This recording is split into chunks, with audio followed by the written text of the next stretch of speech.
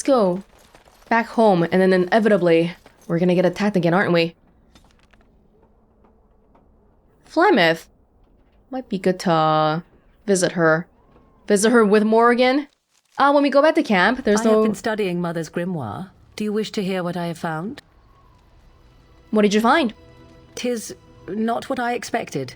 I had hoped for a collection of her spells, a map of the power that she commands. But this is not it. Yet you look disturbed. Disturbed? Yes, perhaps that is the right word. One thing in particular within her writings disturbs me. Here, in great detail, Flemeth explains the means by which she has survived for centuries.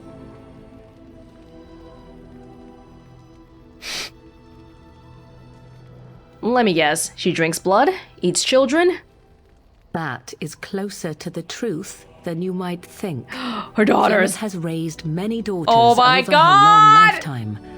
There are stories of these many witches of the wilds throughout chastened legend, yet I have never seen a one, and always wondered why not. And now I know. They are all Flemeth. When her body becomes old and wizened, she raises a daughter, and when the time is right, she takes her daughter's body for her own. Okay, that's not exactly what I was expecting, but wow, that's... What about you then? Morrigan? Oh no. Are you certain about this? Indeed. That is primarily what this tome details. The various daughters that Flemeth has acquired. Their preparation and training. I recognize all of it. I am to be her next host. This is my purpose. So is Flemeth immortal or not? Whatever spark of the demon that made her what she is remains within her, keeps her from dying of old age, but her body deteriorates. Eventually, she would be so wizened as to be senseless and immobile. So, she must seek a new body, a fresh body, and start the cycle anew. Can this body be anyone, or must it be a daughter? I am uncertain. According to her writings, certain hosts are better than others. The more a host is prepared, the quicker the transition will be. I am sorry. This simply takes me by surprise. I would have thought I would have had some inkling, some notion. Are you okay? I can't even imagine how that would feel. You and Flemeth were hardly friendly. When I first met them, after Flemeth saved us, I thought it was more like friendly banter, but the more we know, the less it seems that way. It was actually just hostility. You and Flemeth were hardly friendly. 'Tis just her way. Or so I thought. I was a fool to think. I should have known better.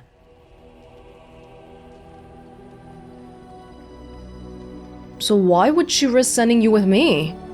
I do not know. Perhaps 'tis as she said, the Darkspawn threaten her as much as they threaten anyone else. Or perhaps she believes that this journey will make me more powerful. According to the tome, if the host is already powerful and trained in magic, it takes far less time for Flemeth to settle in. So if you died, she would have another daughter? She might be getting a little bit too old for that. Not by any natural means. Perhaps I should take this as a vote of confidence from her on my capabilities.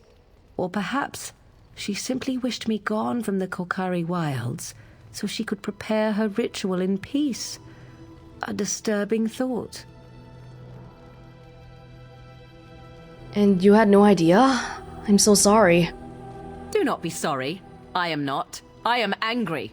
There is only one possible response to this. Flemeth needs to die. I will not sit about like an empty sack waiting to be filled. Flemeth must be slain, and I need your help to do it. I was just thinking we should go visit your mother literally 5 minutes before this. Oh, okay. If she thinks killing is the right way, then talking is not gonna be. I forget, I'm talking to Morrigan. I can't talk to her like a normal person. kill Flemeth? Isn't that a little extreme? It may seem so, if you think of Flemeth as a mother. Think of her instead as an ancient abomination that intends to use her own flesh and blood to extend her life beyond all natural limits. She did not wish anyone to get a hold of this information, least of all me. Now I have. If I do not act on what I know, then more the fool am I. Perhaps you should talk to her about it first? Maybe there's a misunderstanding? And what would that do?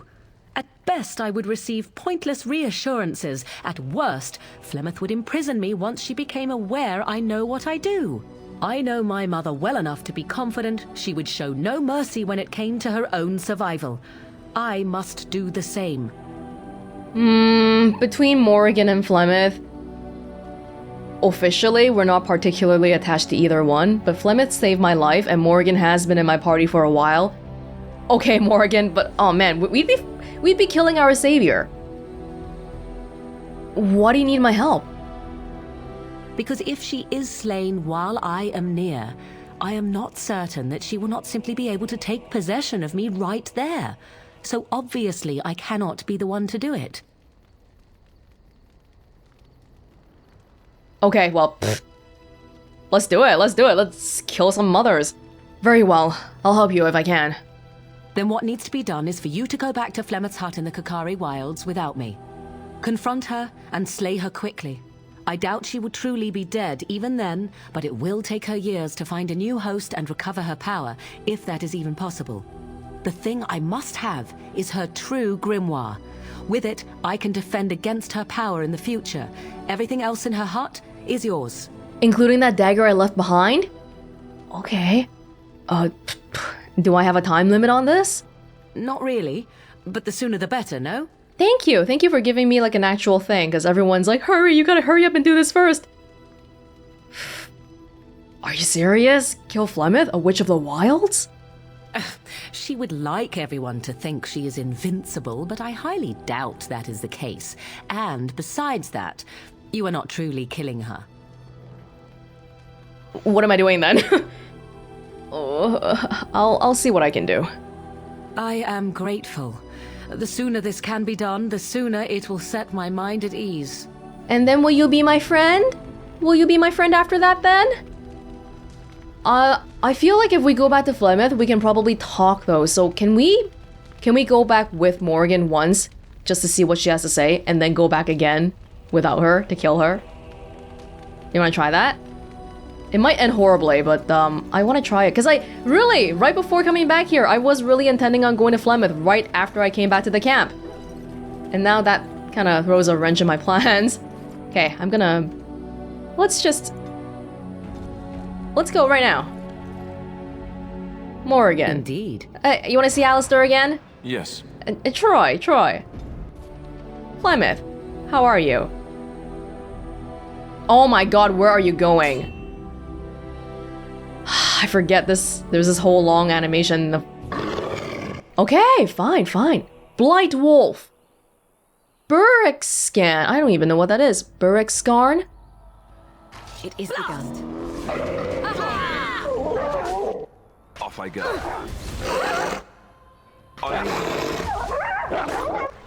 You're fine? That's a big wolf. That is a big wolf.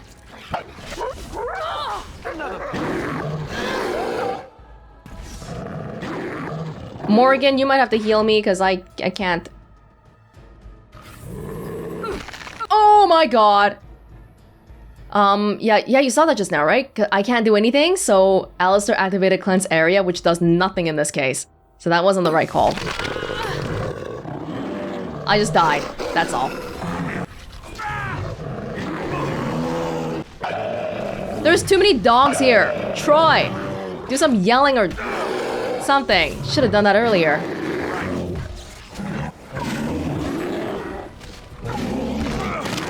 Oh, jeez. Oh my god, Morrigan.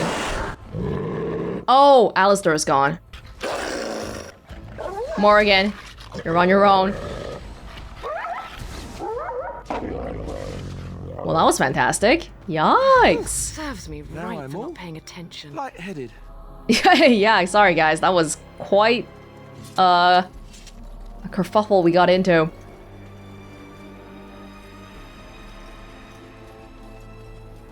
I just want to go see Flemeth, but it's so... Oh, it's actually really far away because we gotta leave later and then come back, and I don't know how long that's gonna take. We'll see. Oh. Wrong side. What, this side?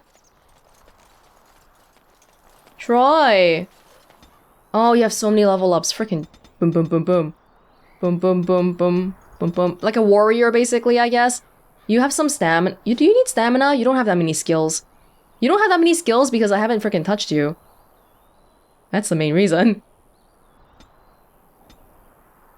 Overwhelm. Leap on the target. That's so good. Charge. Yeah, do overwhelm. Please don't disturb me. Just let me go. Where are you going? Why are you... What the hell? And here we are, back at my mother's hut. Why did you bring me here? No matter. It appears as if Flemeth is not even present.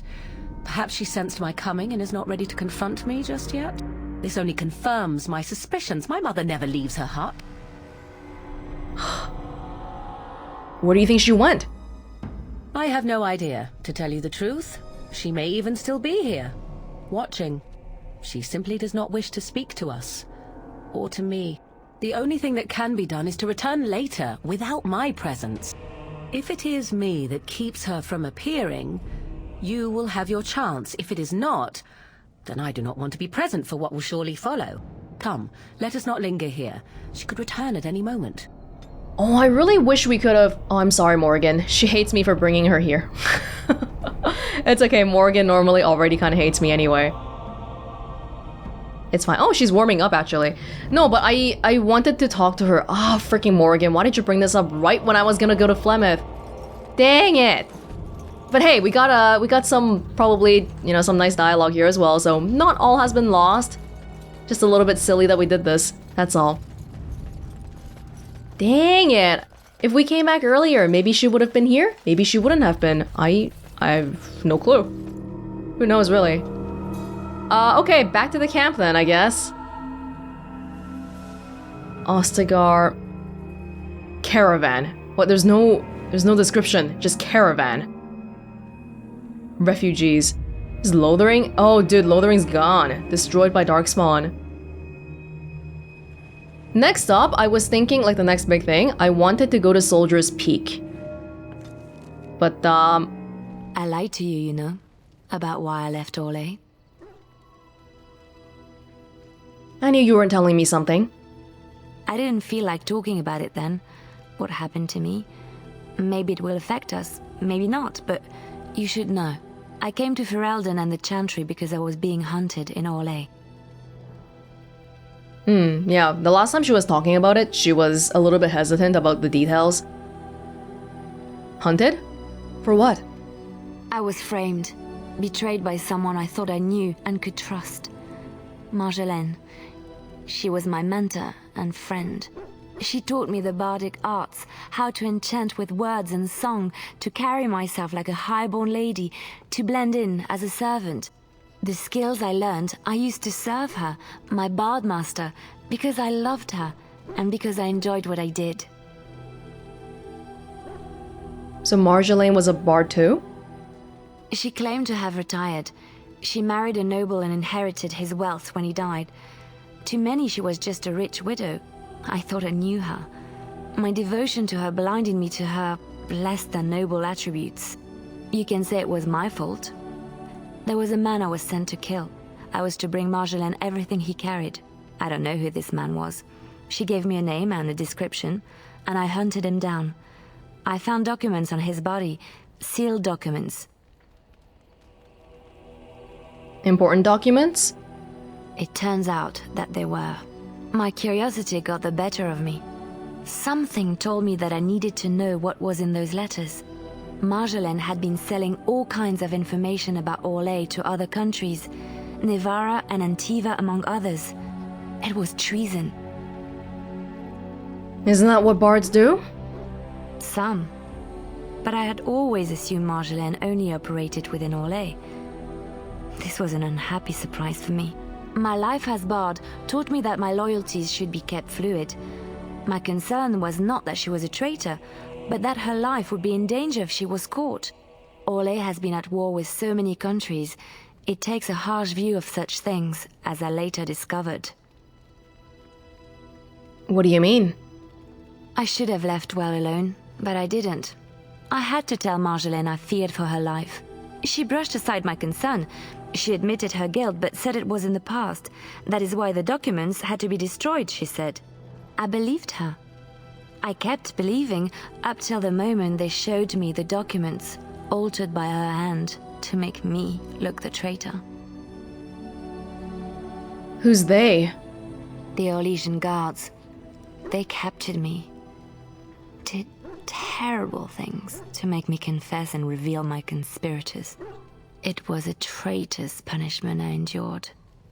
And at the end of it, all that awaited me was eternity in an unmarked grave. Wow, you were just telling her to be careful and to stop doing it and she did this to you? You were in love too. I assume she loved you back. How did you get out? The skills Marjolaine taught me were good for something at least. I broke free when I saw the opportunity. I did not seek Marjolaine out. If she thought I was coming for her, she would have me caught again. You want to go kill her now? And so you came to Ferelden, to Lothering. I was tempted to confront her. I was furious, betrayed. But what could I do against her? And so I fled to Ferelden, to the Chantry and the Maker. Ferelden protected my person, and the Maker saved my soul. And that is the reason I am here. The real reason. No more lies between us, at least in this. Thank you for trusting me with this. It feels good to have this off my chest. Thank you for listening and understanding.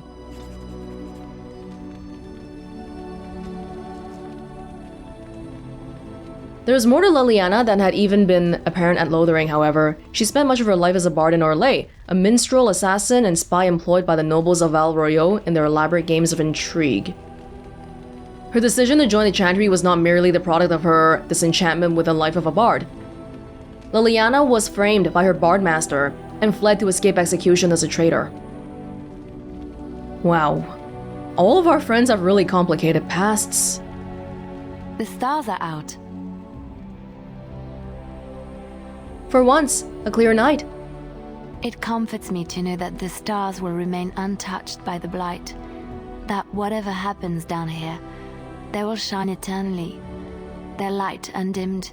There is a story about that cluster of stars over there. Do you know it? Elindra and her soldier? Tell me the story. A long time ago, there lived a fair maiden called Elindra. She had many suitors, but spurned them all, for she did not love them. One day, Elindra was sitting by her window in her father's castle, singing and dreaming, when her lovely voice caught the attention of a young soldier. Entranced by her song, the soldier drew near to Elindra's window. As their eyes met, he fell in love with her, and she with him. When Elindra told her father about the man she had chosen, he was furious, for Elindra was high-born, but her love nothing more than a common soldier. To keep them apart, he had Elindra imprisoned in the highest tower of his castle, and sent her soldier to the wars. Alas, not a month had passed before news of the soldier's death reached Elindra. Alone in her tower, Elindra wept for her love, and beseeched the gods to deliver her from this cruel world. So earnest was her plea, that the gods themselves were moved. They gathered Elindra into their arms and lifted her high into the heavens, where she became a star. The gods also raised up the soul of Elindra's soldier love, and there he dwells, across the horizon from her. The band of stars between them is a river of Elindra's tears, cried for her lost love. They say that when Elindra has cried enough, she will be able to cross the river to be reunited with her soldier. So never then. That's sad. That's a beautiful story. This story is one of my favorites. A tale of a love so great and so enduring that it defies death and moves the gods to action. Sometimes I ask myself, does such a love exist? Can it exist?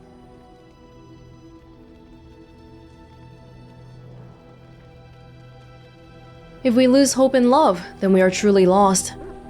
I never expected you to say that. It is a pleasant surprise. Well, love is the reason for many things. Love is the reason why we're trying to save the world, because we love this world and we love the people in it. Otherwise, who cares?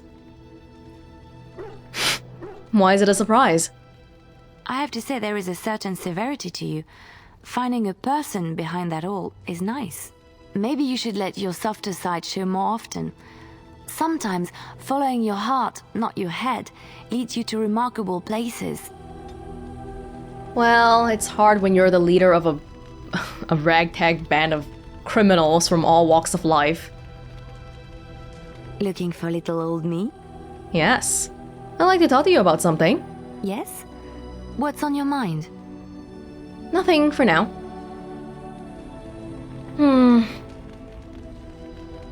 Well, yeah, let's just chill around a little bit. Maybe we'll... I don't know if we can go back to Flemeth's hut right now because we're already technically there. But if we can, I guess we can go help Morrigan immediately, I suppose. You called. How are you doing? I am hardly surprised. Do you find Ferelden very strange? To put it lightly, no one has a place here. Your farmers wish to be merchants. We talked about The merchants this. dream of being nobles, and the nobles become warriors. No one is content to be who they are. Yeah. Very well. As you wish. Let's talk to our new people. Hello, Shale? Hey, join us. Join us. Don't be a stranger. What's with the heavy sighs? Oh, that. Merely reflecting on the hopeless nature of the task in front of it. The most likely outcome is that it and its companions will become a stain on some rock for the Darkspawn to tread upon. I shall be moved to a single tear by the tragedy. Thank you. Thank you. Wouldn't we be right next to your stain? I think not. I am made of pure rock, skin to core. At best, I can become a pile of dust, but a smear I will definitely not leave behind. That's for softer, squishier things like itself and its friends. What's that? Did it hear flapping wings? There may be pigeons nearby. We should be alert. You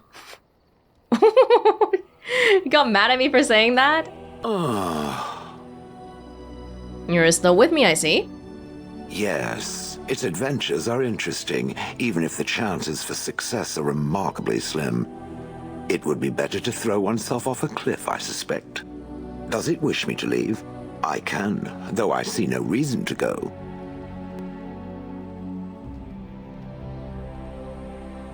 I want you to stay, but I wonder what you want would do. No, stay. You're quite helpful. No doubt. Without me, it would have to carry its inventory on its own. Perhaps we should continue. Its chances of success are small enough without further dawdling. Actually carry my inventory then, okay? If you do, I will love you forever. I would have expected golems to be different. Different? Different than what? Different than a statue? Different than a log? Should I talk in a monotone? Yes, master, I exist to serve the master. I shall kill for the master and only for the master. Perhaps it expected me to have a booming voice. Recite limericks. I can recite limericks if it likes. Are they dirty limericks? Mostly they involve slaughtering pigeons in creative and invasive manners. I have never met another golem. I have no idea what one might be like, or why I wouldn't be like them. Why? Has it met other golems? Did they not sound as I do? I was one for a while. I mean, I took the form of one. I'm not sure if that counts as being one. You just seem very animated. I don't know what other golems might be like, but I am already superior by virtue of my free will. This is a good thing. I agree. Being a golem would be handy. Imagine the benefits. No need to eat or sleep or perform other functions. Walk underwater, crush the heads of every opponent. The possibilities are limitless. Barring the occasional 30 years or so of paralysis, there's little to compare. Now stop talking so much. The wagging of its moist little tongue is distracting. Ew, don't look at my tongue, please. Ugh. Can you walk underwater? If Pokemon has taught me anything, you can't touch water. I guess that's not the case. I have some questions. It doesn't have better things to do. No. Are those crystals in your skin? I like to think of them as accessories. But what do they do? I suspect that it is an art that was practiced when golems were more, commonplace. My former master collected whatever lore he could find on the subject. He searched far and wide to collect what crystals he could and then added them. It is not an unpleasant sensation. So they're decoration? As I understand it, the crystals allow me to alter the flow of magic around me. Wilhelm had hoped to turn me into a battery of mana, something he could tap at will. Did he succeed? Not really, although now that I think of it, these attempts may be what caused my disruption. Some of the crystals increase the presence of mana, some absorb or reflect spells. There are various kinds. All I can promise is that should it ever find one of these crystals, I can likely tell it the function and what it would do if added to me. Oh, all those crystals that we have, you can equip them. Yes. Oh, would you be willing to have more added? Why not? I don't get to wear clothing and other adornments like the rest of you creatures after all. That answers its question, I assume. Unless it has more. Fantastic. How did you end up in Honleith? Do you remember? Oh yes, that I remember quite well. My former master, the mage Wilhelm, he brought me. As I recall, he had acquired some position with whatever lord ruled the land. I, being little more than a glorified possession at the time, was brought along. Oh, how he enjoyed impressing the villagers with me. Golem snarl at that villager there, be fearsome. And of course, I would have to do it. But back then, it sounds like you already had some kind of a free will. You couldn't not do what he asked you to do, but you didn't like it. You didn't like this Wilhelm, I take it. He did love using that control rod. Fondled it so much his wife actually threatened to throw it in the lake. Ha! I would have liked to have seen that. Which reminds me, where did it find the rod? Did it pay a great deal for it?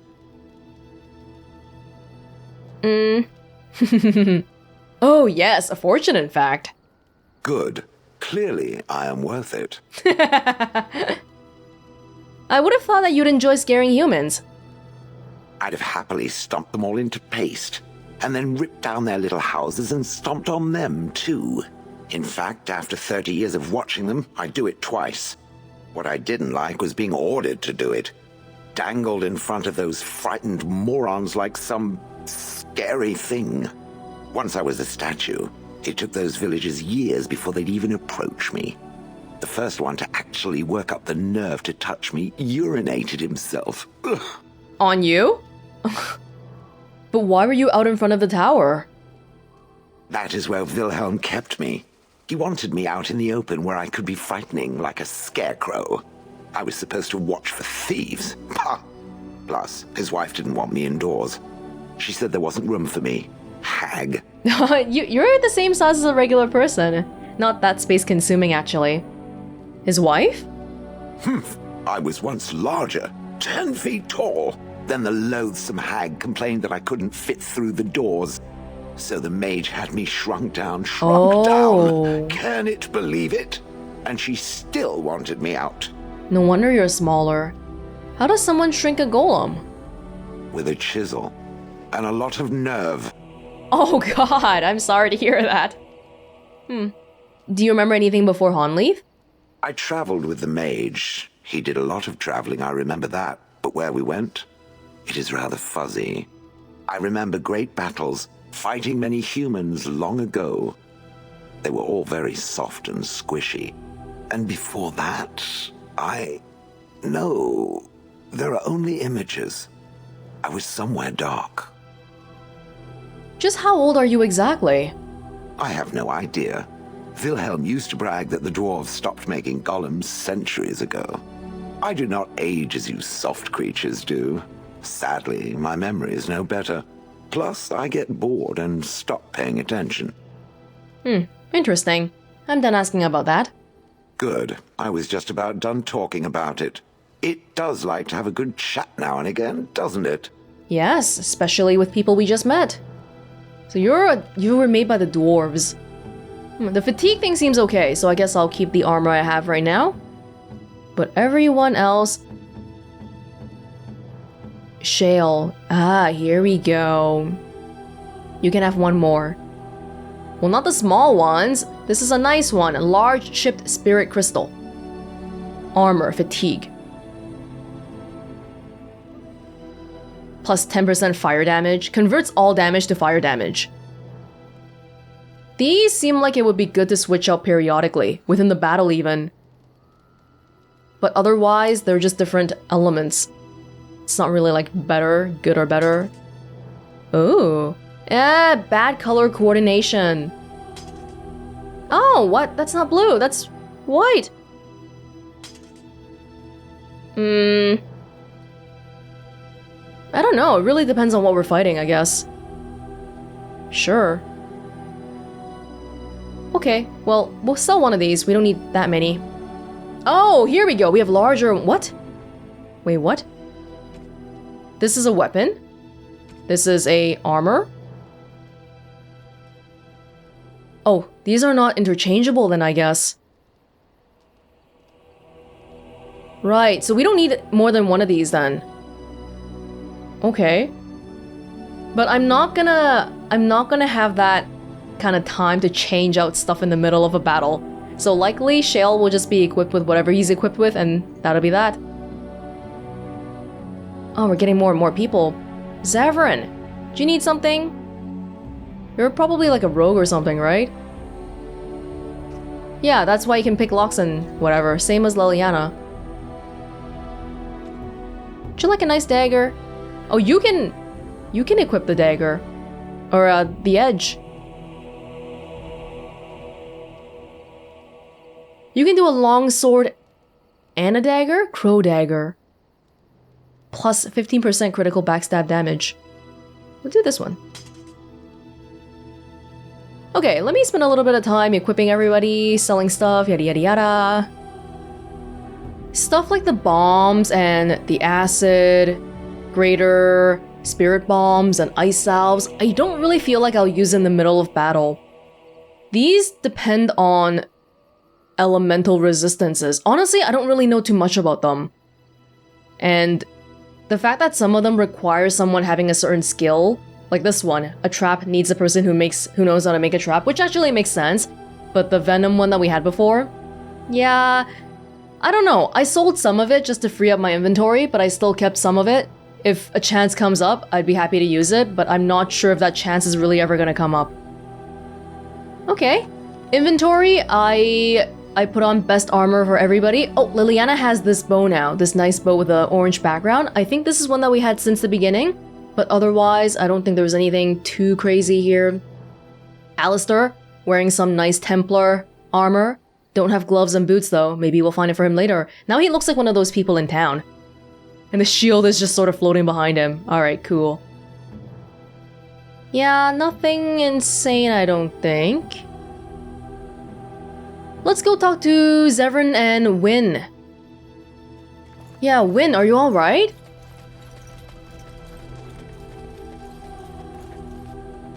What's on your mind?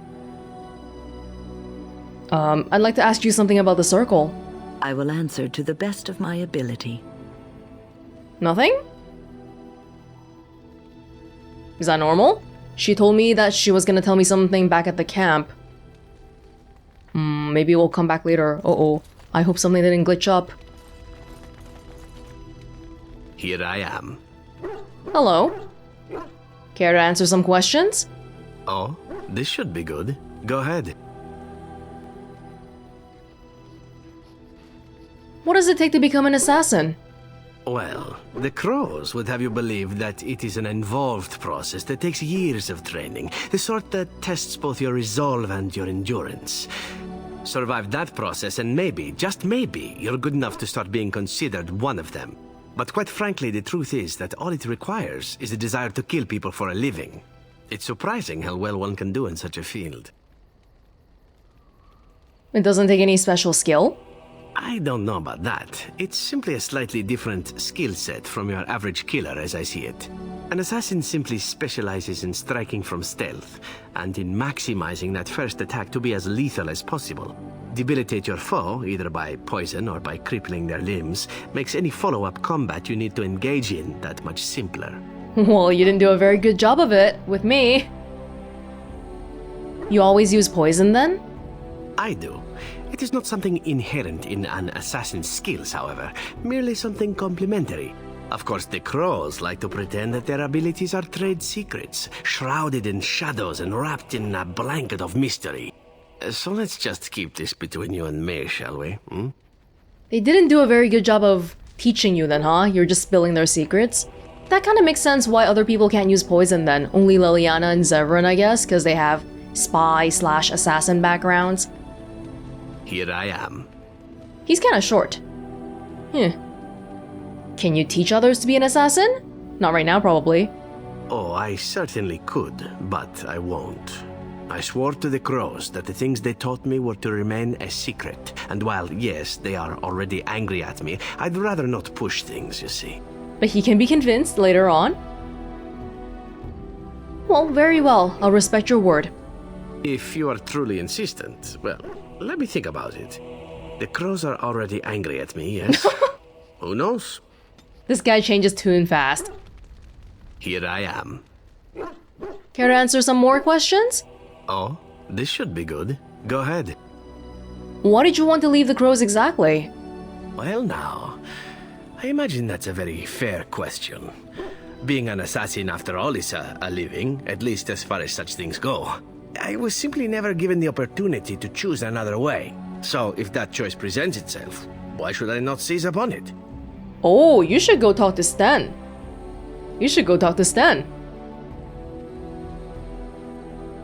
But what would you rather do? Now that you mention it, I am not entirely certain. I was but a boy of 7 when I was purchased, for 3 sovereigns, I'm told, which is a good price, considering I was all ribs and bone and didn't know the pommel of a dagger from the pointy end. The crows buy all their assassins that way. Buy them young, raise them to know nothing else but murder, and if you do poorly in your training, you die. I imagine that normally, without the Darkspawn stuff going on for Relden, well, there's rich people, there's poor people, or actually he was in Antiva. And, I don't know, the crows take advantage of the poor people, buy some kids from somewhere, and raise assassins. And that system works? Of course. You compete against your fellow assassins, and those who survive are rightfully proud of it. In Antiva, being a crow gets you respect. It gets you wealth, gets you women, and men. Or whatever it is you might fancy. But that does not mean doing what is expected of you always. And it means being expendable. It's a cage, if a gilded cage. Pretty, but confining. You're quite literally a tool. So what is it you fancy exactly? I fancy many things. I fancy things that are beautiful, and things that are strong. I fancy things that are dangerous and exciting.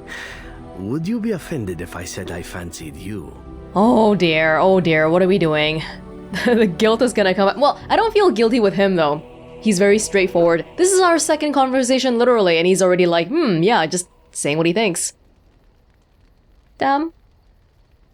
Not at all. This is good to know. As for what I'll do in the future, presuming that there is one, I truly can't imagine. It might be interesting to go into business for myself, for a change. Far away from Antiva, of course. For now, naturally, I go where you go. We gotta go kill some Darkspawn then. Won't the crows eventually find you? Eventually can be a very, very long time if one plays one's cards right. Come now, enough chit-chat. Talking about the crows summons them, you know. Any Antivan fishwife could tell you so. Feel like you'd probably lay low by yourself, but with me and a whole bunch of random people here, you'd probably stick out quite a bit, so I'd watch your back if I were you. More questions. All right, but I get to stare at you luridly while you do so. Okay. Tell me a little about Antiva. Oh, you wish to know about Antiva, do you? The only way to truly appreciate it would be to go there. It is a warm place, not cold and harsh like this Ferelden. In Antiva it rains often, but the flowers are always in bloom, or so the saying goes. And it has assassins. Every land has its assassins. Some are simply more open about their business than others. I hail from the glorious Antiva city, home to the royal palace. It is a glittering gem amidst the sand, my Antiva city. Do you come from someplace comparable? I was born in Highever, in the north. Oh, I have never seen that place. I am sure it has its charms, and its dogs. You know what is most odd? We speak of my homeland, and for all its wine and its dark-haired beauties and the lilo flutes of the minstrels, I miss the leather the most. Is that some kind of euphemism? It may as well be, but not this once, no. I mean the smell. For years, I lived in a tiny apartment near Antiva City's leather-making district, in a building where the crows stored their youngest recruits, packed in like crates. I grew accustomed to the stench, even though the humans complained of it constantly. To this day, the smell of fresh leather is what reminds me most of home more than anything else. Yeah, smell, sound, our senses other than sight, surprisingly, are pretty involved in our whole memory recall process too. You sound like you've been away from home forever. Oh, not so long, I know. It is my first time away from Antiva, however, and the thought of never returning makes me think of it constantly. Before I left, I was tempted to spend what little coin I possessed on leather boots I spotted in a store window. Finest Antivan leather, perfect craftsmanship. But I was a fool to leave them. I thought, Zevran, you can buy them when you return as a reward for a job well done. More the fool I, no? Well, that's teaching us to do things the moment we think of them. You should go talk to Leliana about leather. She has some opinions about the leather boots in Ferelden.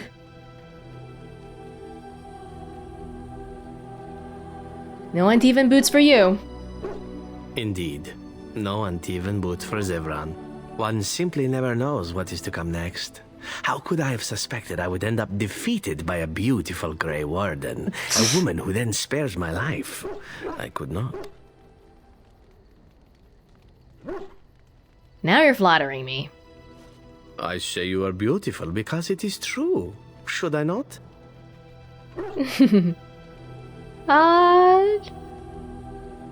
Wait, all of these are no, aren't they? Should he not? No, by all. Oh, no! The last one is a yes. It's a bit confusing. English. No, by all means. And glad I am to hear it. Now, if it is all the same to you, I would prefer not to speak more of Antiva. It makes me wistful and hungry for a proper meal. Who's cooking? Who's cooking here? Morrigan? The last time I heard about cooking, apparently Morrigan's doing it, but since then we've gotten a few more people here. Hey, maybe Shale's actually really good at cooking. Who knows? Sten might be good at cooking, but no, he'll only make cookies.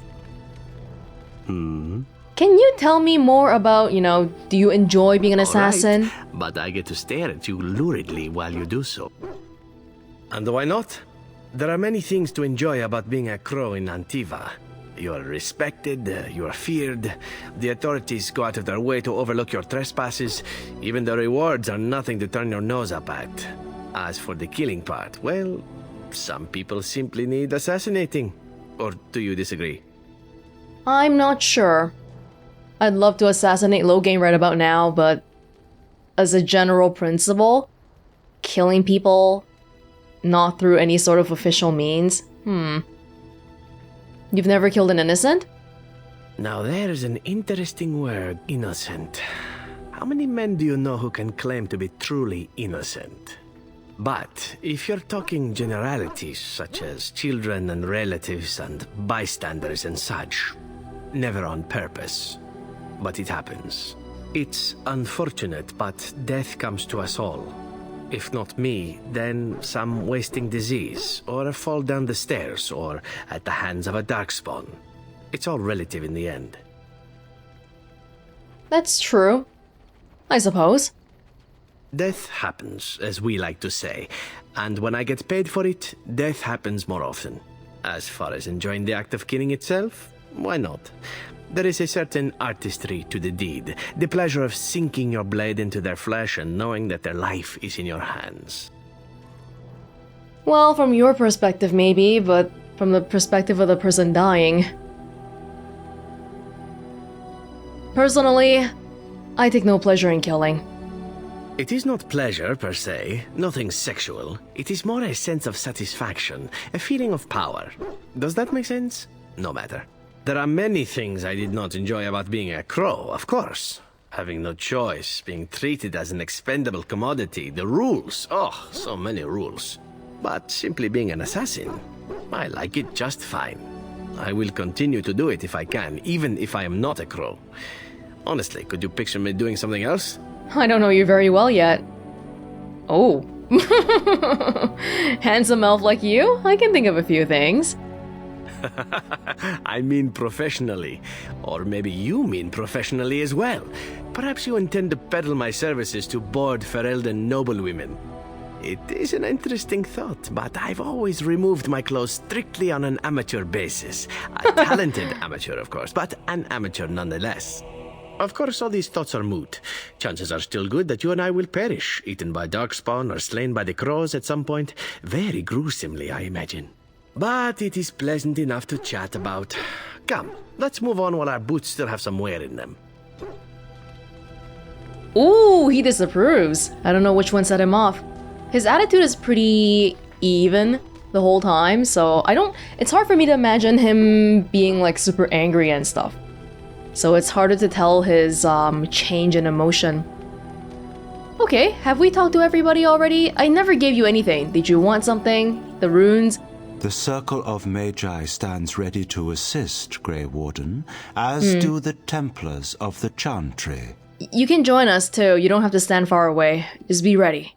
As is my duty, Grey Warden. Does that actually make a difference if I put stuff here? I give you a little bit. Journeyman, novice. I think journeyman is higher. Novice. Okay. Doesn't look like it did anything? Even the Templars will be impressed by the powers you will command. Maybe there's some sort of a hidden value somewhere. It's like war assets in Mass Effect 3 or something. Okay. Morrigan, you got a little bit upset at me earlier. I wonder if I can change your mind by giving you a nice necklace to make up for it. Because now I know you like jewelry. How about this golden rope necklace? A fine gift. You have my thanks. Good.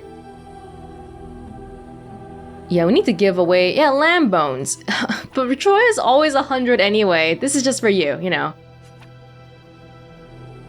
No thanks, no barking. Okay, well that's fine too, I suppose.